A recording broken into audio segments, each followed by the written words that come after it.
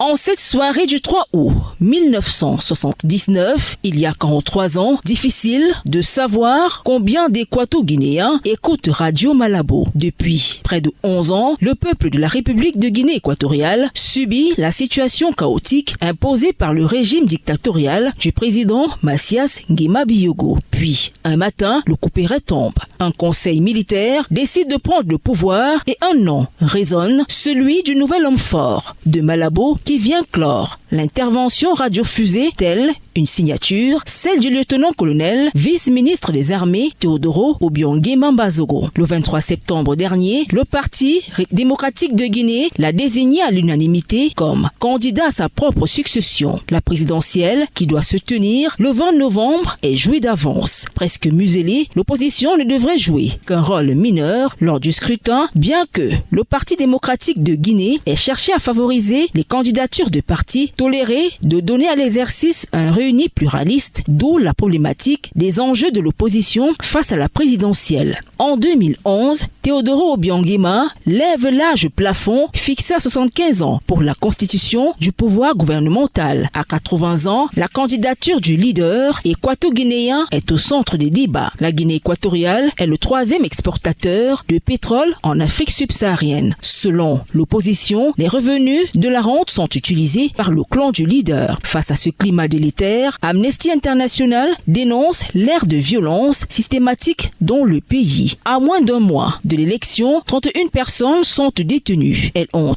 été arrêtées lors d'un rassemblement tenu à Malabo, au siège du parti d'opposition Cuidadanos pour la Innovation.